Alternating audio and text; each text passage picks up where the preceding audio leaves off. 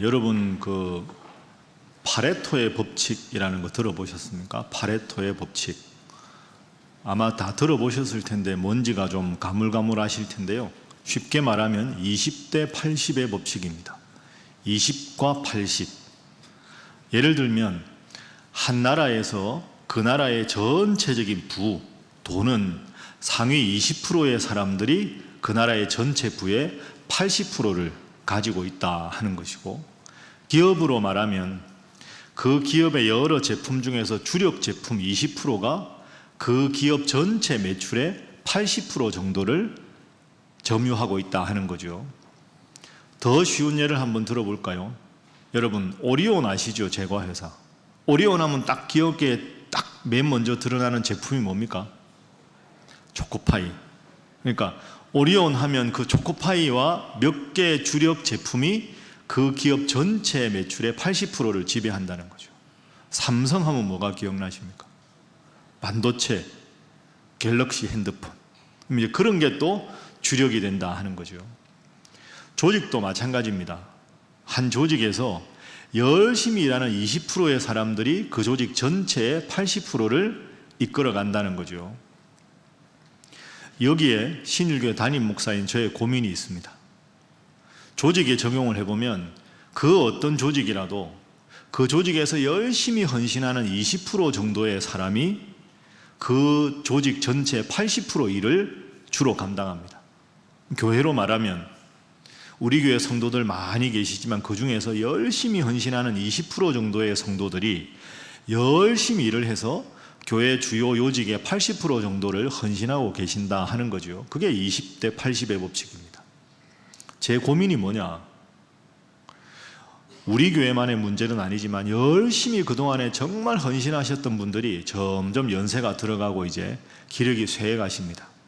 그러니까 이분들은 이제 더 이상 마음은 원이로 돼 육신이 쇠하여 일을 할 수가 없습니다.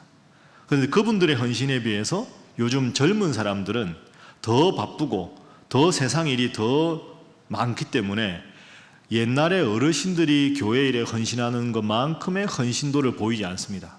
그러면 20%의 헌신자들이 교회 80% 일을 하셔야 되는데 이 20%의 연세가 드신 분들은 점점 이제 일을 놓게 되고 젊은 사람들이 그 일을 대신하기에는 역량이 부족하고 바쁘게 됩니다.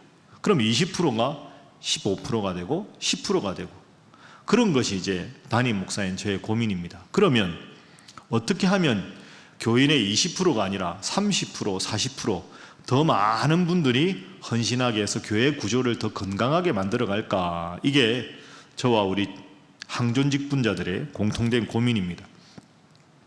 여러분, 이게 제 이야기라고 생각하지 마시고 여러분의 이야기라고 한번 생각해 보십시오. 여러분이 기업을 운영하거나 조직의 리더라면 어떻게 하면 우리 이 조직 안에서 더 많은 사람들이 주인의식을 가지고 더 열심히 최선을 다하고 헌신하게 만들까?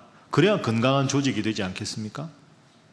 자, 그 질문을 가지고 오늘 본문을 바라보면 느헤미야가 아주 훌륭한 통찰력을 우리에게 주고 있습니다.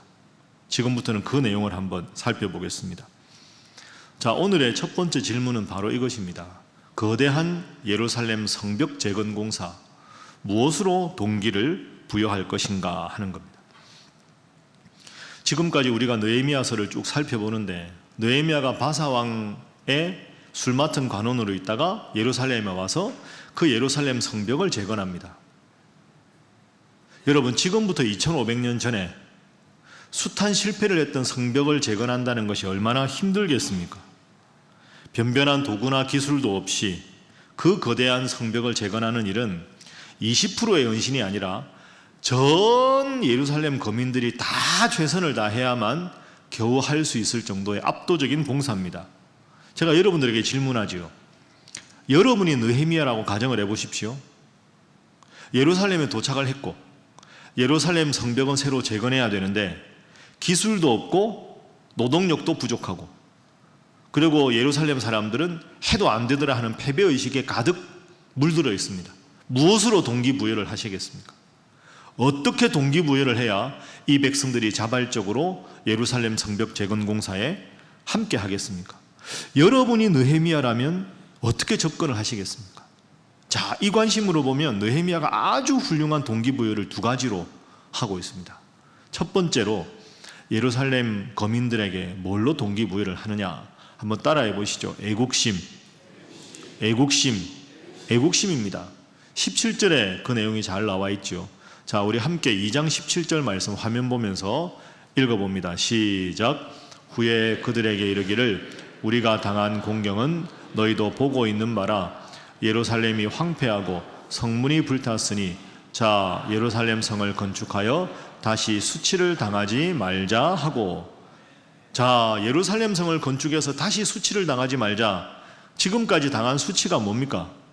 열심히 농사 지어 놓으면 수확할 때 이방 민족이 와서 성벽이 없으니까 그냥 마구 밀고 들어가서 수확물 다 약탈해 가고, 하나님 앞에 예배를 드리려면 제단을 다 회파하고 이방신을 섬기게 강요하고, 그게 나라 잃은 성벽이 없는 백성의 수치 아닙니까? 당신들이 당한 이 수치를 당신들의 후손들에게도 계속 당하게 할 것이냐, 이게 느헤미야가 강조한 겁니다. 지금 우리가 당하는 이 수치를 우리 후손들에게는 넘기지 않아야 되지 않겠느냐, 애국심에 호소한 거죠. 그러니 예루살렘 성벽을 재건하기 전에 사람들이 생각하기에, 그렇지, 우리가 당하는 이 수치를 우리의 후손들에게 줄 수 없다. 그래, 재건하자. 애국심에 호소를 한 겁니다. 그게 첫 번째 동기부여가 애국심입니다. 자, 두 번째로 중요한 동기부여를 합니다. 자, 한번 따라해 보시죠. 하나님이 이 일을 허락하셨다. 신앙심으로 동기부여를 하는 겁니다. 자, 18절 말씀 보십시오. 자, 함께 읽습니다. 시작. 또 그들에게 하나님의 선한 손이 나를 도우신 일과 왕이 내게 이른 말씀을 전하였더니 그들의 말이 일어나 건축하자 하고 모두 힘을 내어 이 선한 일을 하려 하매. 아멘. 하나님의 선한 손이 나를 도우셨다. 그래서 바사왕의 마음을 움직이고 이곳까지 도착하게 하셨다. 그리고 하나님이 도와주실 뿐 아니라 반대하던 바사왕이 마음을 바꾸어서 이 일을 허락했다. 모든 행정적인 조치도 다 해주었고, 그리고 이 성벽을 재건하는 데 필요한 물자도 아낌없이 쓰도록 도와주었다. 하나님이 이 일에 함께 하신다. 하나님은 예루살렘 성벽을 재건하는 일을 기뻐하신다. 이 신앙심에 호소한 겁니다. 여러분, 이 이야기를 잘 한번 생각해 보십시오. 여러분이 속한 그룹에 무엇으로 동기부여를 할 것인가? 여러분, 예루살렘 성벽이 무너져서 비참한 상황에서 우리는 안 돼 이러고 있는 사람들한테 애국심, 신앙심, 이 두 가지 외에 뭐가 더 필요하겠습니까? 이 두 가지를 딱 이야기했을 때 온 예루살렘 거민이 한 마음이 되었습니다. 하나님은 우리 민족을 버리지 않았다. 이 나라를 사랑하는 마음과 하나님께서 허락하셨다는 신앙심을 가지고 다시 한번 해보자 했을 때 온 예루살렘 거민들이 그래, 우리 같이 건축해보자. 18절에 이렇게 말씀을 하고 모두가 느헤미야에 기꺼이 동의하고 있는 겁니다. 오늘 우리에게 한번 적용해 볼까요? 여러분, 이른 아침에 이렇게 하나님 앞에 예배드리러 오셨습니다. 여러분은 왜 하나님 앞에 나오셨습니까? 여러분은 왜 신일교회 성도가 되셨습니까? 한 분 한 분 아마 하나님 앞에서 간증거리가 있을 겁니다. 왜 내가 이 신일교회에 오게 되었는가? 하나님이 어떤 마음으로 나를 이 교회에서 헌신하게 하셨는가? 많고 많은 사람 중에 하나님을 믿게 된 이유, 많고 많은 교회 중에 신일교회 성도된 동기가 분명히 있으실 겁니다. 그 동기를 끝까지 부여잡고 하나님 앞에 헌신하는 여러분 되시기를 주님 이름으로 축복합니다. 주일날 되면 여러분 이렇게 이런 시간에 예배당에 나오는 일 쉬운 일이 아닙니다. 그저 습관을 따라 온 것 같지만 그게 아닙니다. 하나님이 나를 이곳에 보내셨다는 분명한 동기가 있어야 합니다. 그 동기가 있어야 교회에 대해서 주인의식이 생기게 되고, 그 주인의식이 있어야 교회에 헌신하게 되는 거죠. 주일날 제가 인사하다 보면 충청도에서 오시는 분이 있습니다. 충청도에서 여기까지 운전해서 얼마나 많이 걸립니까? 늘 오십니다. 연세도 참 많으신 분들인데 제가 뵐 때마다 참 숙연해집니다. 그 먼 곳에서 이 교회를 굳이 오셔야 되는 그 분명한 동기가 하나님이 주신 이유가 있으니까 오시지 않겠습니까? 여러분 오늘 이렇게 예배 드리시는데 내가 왜 오늘 이 자리에 왔는가? 그걸 늘 생각하십시오. 하나님은 오늘 이 예배를 통해서 내가 어떤 마음을 가지기를 원하시는가? 하나님은 내가 오늘 말씀을 통해 일주일에 살아갈 어떤 지침을 주기를 원하시는가? 그 마음을 항상 가지십시오. 그래서 그 여러분의 관심과 하나님의 말씀이 접촉되는 그 순간 아멘으로 응답하시고 삶 가운데서 하나님 말씀이 살아 움직이는 능력의 말씀을 날마다 체험하는 여러분 되시기를 주님 이름으로 축복합니다. 자, 우리 옆에 분들과 인사 한번 하겠습니다. 하나님께서 이곳으로 부르셨습니다. 자, 한 번 더 할까요? 기쁘게 헌신하시기 바랍니다. 자, 이제 예루살렘 성벽 재건 공사를 시작합니다. 애국심, 신앙심, 그래 한번 해보자 시작하죠. 자, 모두가 이제 팔을 걷어붙이고 시작합니다. 어디서부터 시작해야 될까요? 그 큰 예루살렘 성벽 재건 공사를 어느 지점부터 시작해야 될까? 느헤미야가 어디부터 시작하는가? 이 느헤미야의 두 번째 아주 탁월한 지혜를 다시 볼 수 있습니다. 자, 공사의 시작입니다. 어느 문부터 시작했습니까? 양문에서부터 시작합니다. 자, 그 의미가 무엇인가? 따라합니다. 예배로 시작하라. 자, 확인 한번 해볼까요? 오늘 본문 1절 말씀 한번 화면 보십시오. 그때 대제사장 엘리야십이 그의 형제 제사장들과 함께 일어나 어느 문을 건축합니까? 양문을 건축하여 제일 먼저 공사를 시작한 것이 양문입니다. 양문을 건축하여 성별하고 그 양문에 문짝을 달고 또 성벽을 건축하여 한메아 망대에서부터 하나넬 망대까지 성별하여 건축하였다. 자, 어느 문부터 시작했다고요? 양문입니다. 예루살렘 성벽을 재건할 때 문이 총 10개입니다. 그 10개 문 중에서 양문부터 시작한 중요한 이유가 있습니다. 그리고 오늘 본문을 자세히 보면 양문에서 시작해서 양문으로 공사가 끝이 납니다. 양문에서 시작해서 양문으로 끝난다. 방금 1절에 양문으로 봤죠? 32절 한번 보십시오. 32절. 마지막 32절에 보면 금모퉁이 성루에서 어디까지? 양문까지는 금장색과 상인들이 중수하였느니라. 그리고 3장이 끝납니다. 그러면 공사를 시작한 문이 어디죠? 양문. 끝나는 문도 양문. 양문에서 양문까지. 양문은 영어로 sheep gate입니다. 양이 통과하는 문, 이런 뜻입니다. 왜 양문에서 시작했을까요? 여러분, 양을 어디에 주로 썼을까요? 하나님 앞에 당시에 제사를 지낼 때 제일 많이 드리는 가축이 뭘까요? 양입니다. 그러니까 제가 여러분에게 여쭤보겠죠. 제일 많이 쓰는 제물이 양입니다. 그러니까 하나님 앞에 제사 드릴 양들을 주로 통과시키는 문이 양문입니다. 그 양문을 오늘날 말로 하면 하나님 앞에 제물로 드리는 것, 하나님 앞에 예배 드릴 때 통과하는 문이 양문입니다. 그래서 양문에서 공사를 시작해서 양문으로 끝났다는 말은 오늘 우리에게 적용하면 내 삶의 모든 것이 예배로 시작해서 예배로 끝난다. 더 구체적으로 말하면 기도로 시작해서 기도로 끝난다. 늘 예배로 시작해서 예배로 끝내는 여러분 되시기를 주님 이름으로 축복합니다. 여러분, 그러니 하나님이 한번 그 공사하는 걸 본다고 가정해 보십시오. 하나님이 어떻게 복을 안 주시겠습니까? 느헤미야가 바사에서 기도하지요. 도착하자마자 기도하지요. 백성들에게 하나님이 함께 한다고 말하지요. 공사 시작도 하나님 앞에 제사를 드리기 위해서 제일 중요한 문, 그 양문에서 딱 시작하니, 이야, 느헤미야야, 참으로 훌륭하다. 내가 이 공사 잘 마칠 수 있도록 도와주겠다. 하나님이 얼마나 대견하게 여기시고 기뻐하셨겠습니까? 여러분, 하루의 시작은 새벽입니다. 새벽은 무엇으로 시작해야 합니까? 대답이 이러십니까? 따라합니다. 말씀과 함께. 그러니까 새벽에 눈 떠서 맨 처음에 하나님 앞에 나와서 새벽 기도 때 말씀과 함께. 일주일은 무엇으로 시작합니까? 그렇죠. 주일 예배로 시작하는 겁니다. 하루는 새벽에 말씀과 함께, 일주일은 주일 예배 드리고 한 주간 살고, 또 주일 예배 드리고 그 받은 은혜로 한 주간을 살고. 여러분, 사실은 우리의 인생이라는 게 참 간단하지 않습니까?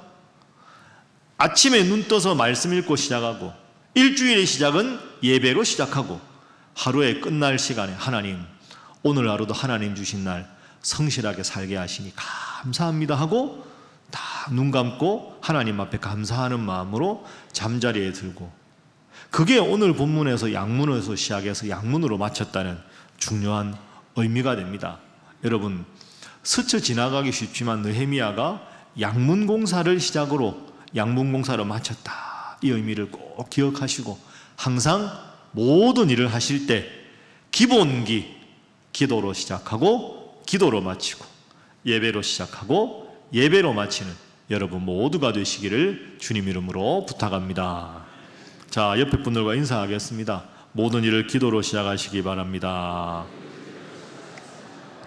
자, 한 번 더 할까요? 예배가 삶의 중심이 되시기 바랍니다. 자, 이제 속지 뒷면으로 넘겨보겠습니다.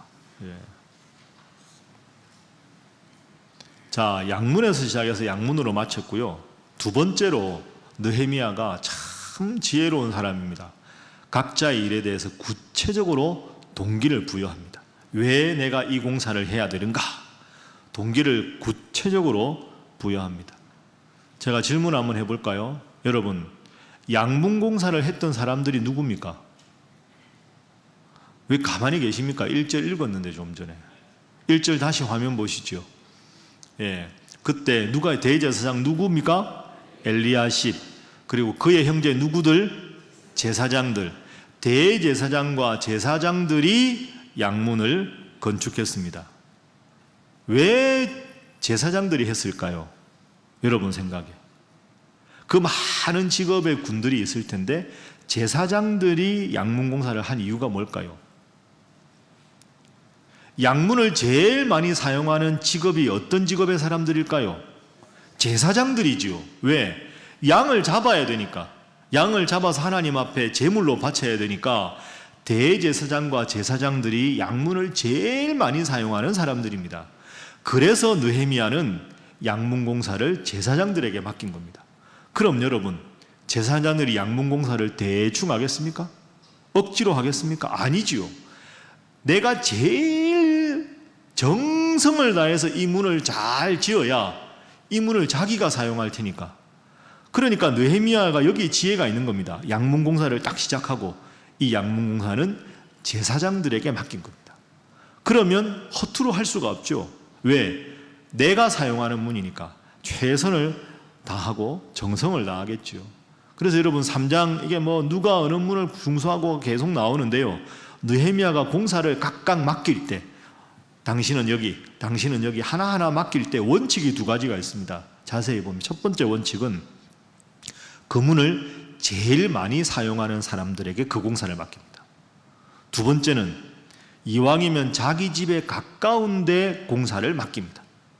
그럼 여러분, 집 가까운 데 공사하면 자기와 가족들이 늘 그 문을 드나들지 않겠습니까? 그러면 그 문 공사를 정성을 다해서 하겠죠. 참 느헤미야가 훌륭한 사람입니다. 제일 많이 쓰는 문을 쓰는 사람들, 제일 집에서 가까워서 자기 가족들이 수시로 드나드는 문을 공사하게 만들었습니다.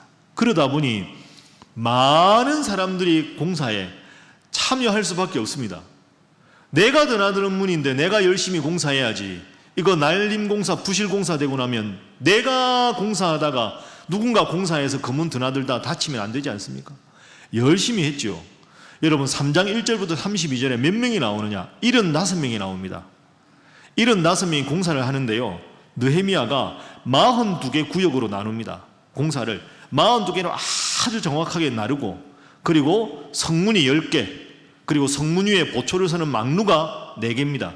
그 모든 걸 42개 구역으로 다 나누어서 자기 집에 가까운, 그리고 자기가 제일 자주 사용하는 문과 문짝 공사를 보수하게 합니다. 그러니 열심히 할 수밖에 없는 거죠. 각자의 형편에 가장 적합한 동기를 부여하는 훌륭한 사람입니다. 그러니 제가 앞서 말씀드린 20대 80 파레토의 법칙이 아니라 모두가 한 마음으로 최선을 다해서 성벽공사에 할 수밖에 없었던 거죠. 그래서 이 성벽공사가 52일 만에 끝납니다. 어떻게 이렇게 빨리 끝날 수 있었을까? 모두가 최선을 다해서 기쁘게 자발적으로 공사를 했기 때문이죠. 여러분이 조직을 운영한다면 오늘 이 말씀을 잘 생각해 보십시오. 분명하게 동기를 부여하고 각자가 가장 잘할 수 있는 영역을 최선을 다해서 한 마음으로 느헤미야가 하고 있습니다. 그래서 3장 전체에는 그 75명이 각각 어느 공사를 어떻게 했는지가 잘 드러납니다. 이제 마지막 세 번째입니다.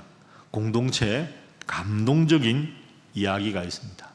이 75명을 쭉 살펴보면 그냥 우리가 보기에는 누가 어디 공사를 했고 누가 어디 공사를 했고 이것밖에 안 나오는 것 같은데요. 자세히 읽어보면 참 은혜로운 이야기가 많습니다. 제가 여러분들과 지금부터 한번 소개를 해보겠습니다. 자, 뜻밖의 헌신했던 무리들의 모습입니다. 먼저는 먼 곳에서 와서 도와준 사람들이 있습니다. 따라합니다. 드고아 사람들, 여리고 사람들. 이 사람들은 지금 예루살렘 성벽을 건축하는데 드고아 사람들은 집이 어딜까요? 드고아라고 말했지 않습니까? 여리고 사람들은 집이 어딜까요?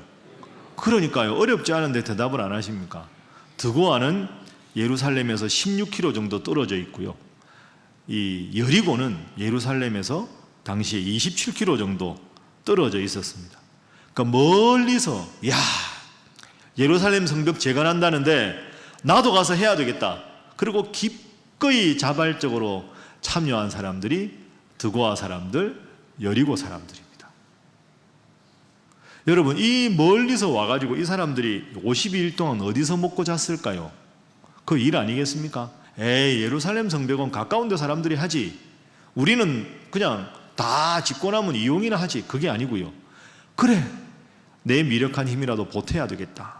그 먼 곳에서 와서 숙식을 어떻게 해결할지 그거 생각하지 않고 그 큰 대업에 기꺼이 참여한 사람들입니다.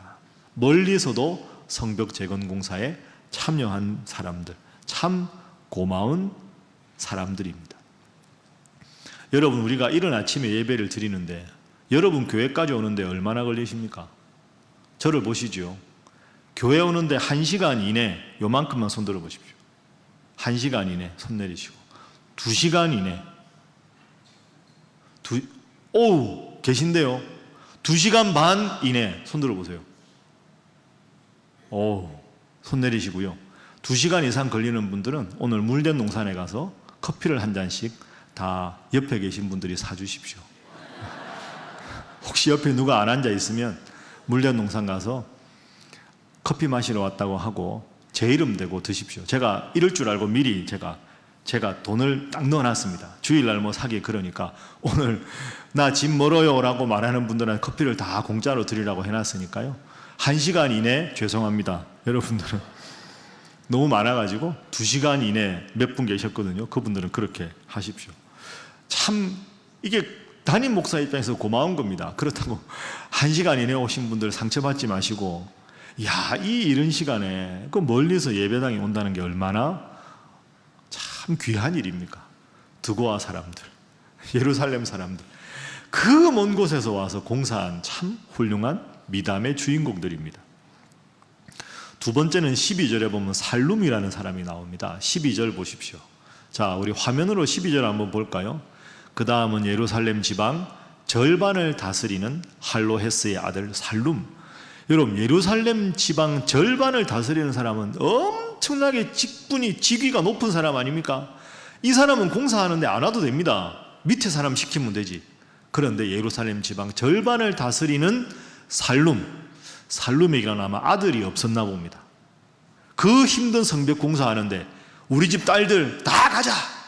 그래서 그렇게 고위직에 있는데 자기가 직접 오고 딸들을 데리고 와서 예루살렘 성벽 공사를 함께 합니다. 자, 이어지는 13절에 보면 사노아 사람들이 있습니다. 사노아 사람들은 골짜기 문을 쌓았습니다. 골짜기 문. 어렵겠지요. 자, 13절 한번 보시죠. 골짜기 문은 한운과 산호와 주민이 중수하였다, 재건하였다 하는 것이죠. 문을 세우며 문짝을 달고 자물쇠와 빗장을 갖추고 또 분문까지 성벽 얼만큼을 중수했습니까? 1000규빗. 1000규빗이면 얼마나 될까요? 1규빗은 여러분 여기 제일 긴 손가락부터 발꿈치까지거든요. 여기 45.5cm 정도 됩니다. 그러니까 그냥 쉽게 생각하면 50cm. 그러면 1000규빗이면 얼마나 될까요? 500m. 골짜기잖아요. 골짜기는 깊을 거 아닙니까? 그러니까 골짜기 아래에서부터 높이까지 성벽 500m를 지은 사람들이 산호아 사람들입니다. 여러분 2500년 전에 500m 성벽을 쌓는다는 게 얼마나 힘들겠습니까? 그 당시에 뭐 도구가 있었겠습니까?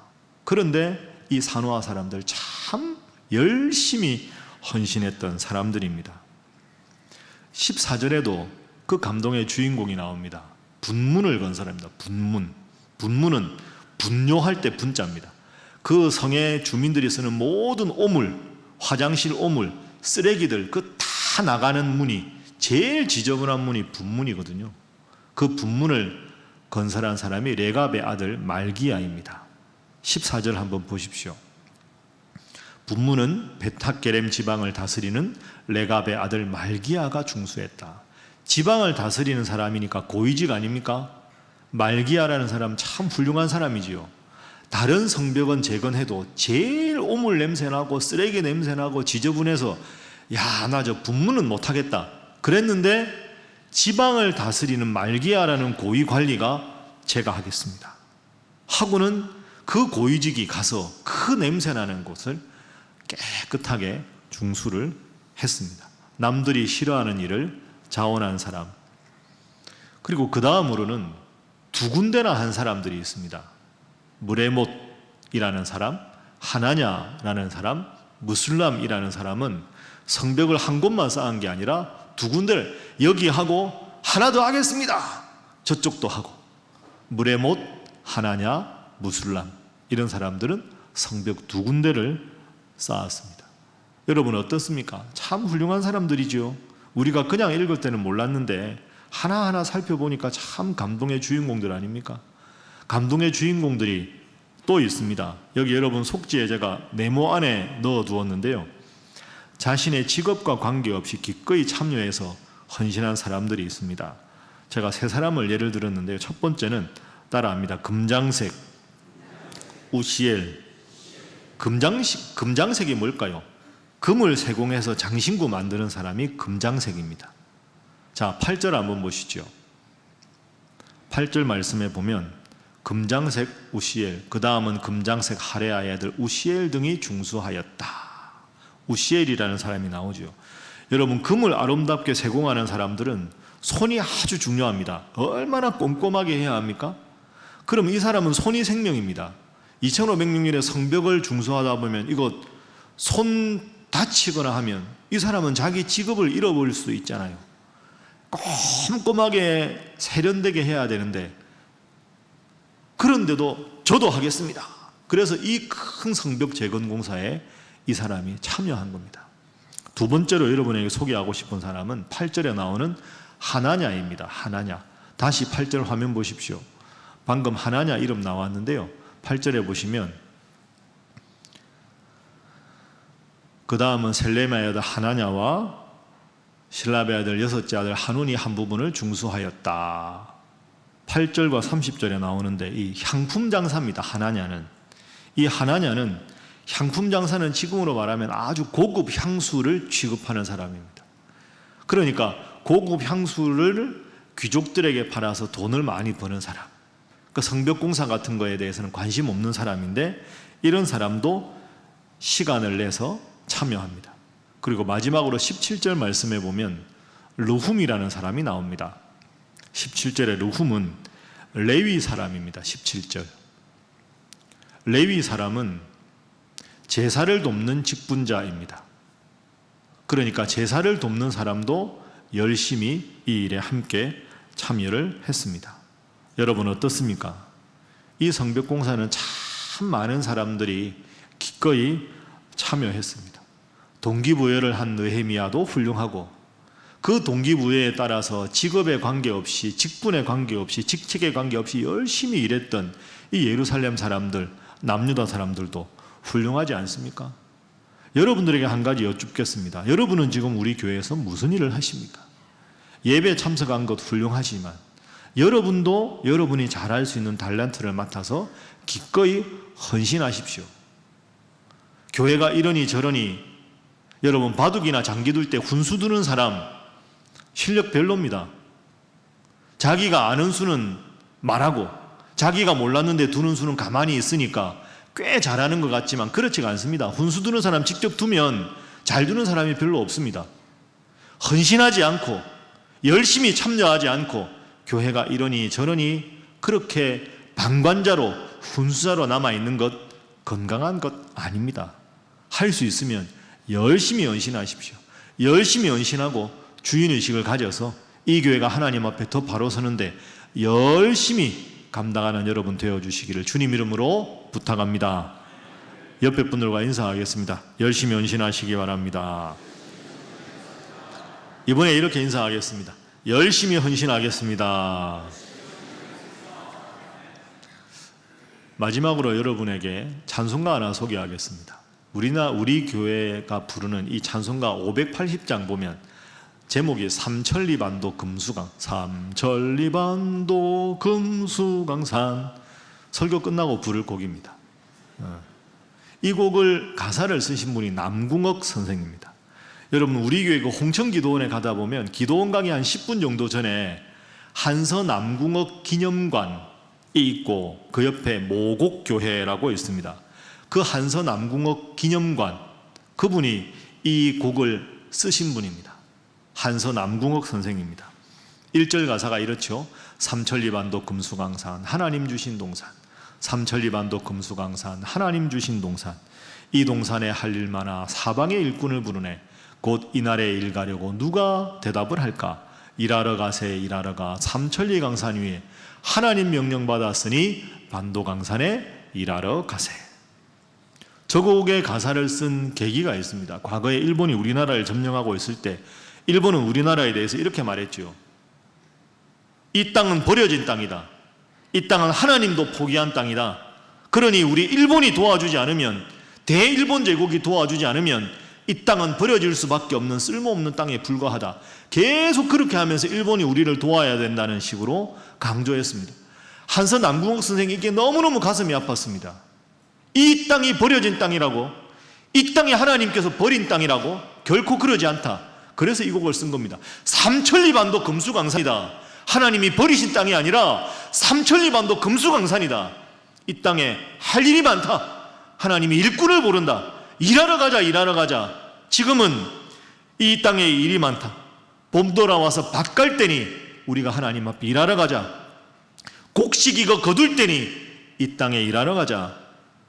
일본 제국주의는 이 땅을 버려진 땅이라고 했지만 남궁옥 선생은 삼천리반도 금수강산, 하나님이 주신 아름답고 아름다운 동산이라고 그렇게 말합니다. 일하러 가자, 일하러 가자.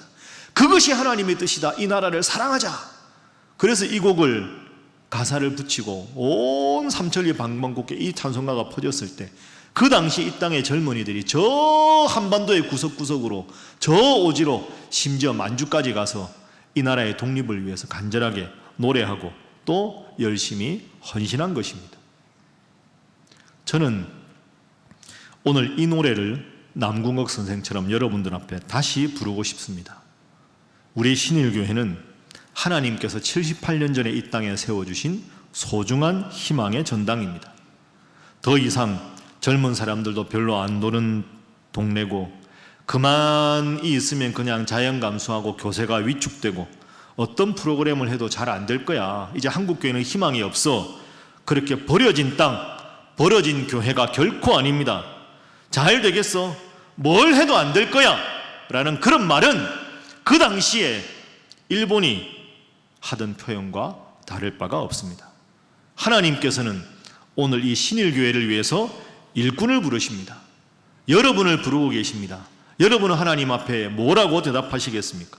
이 신일동산에 할 일 많아 여러분을 부르시는데 여러분은 여전히 세상 일에 바빠서 핑곗거리를 찾으시고 하나님보다 세상 일이 바쁘다고 피곤해하면서 주일 예배 한 번만으로 만족하는 그런 값싼 변명을 하는 성도가 되어서야 되겠습니까?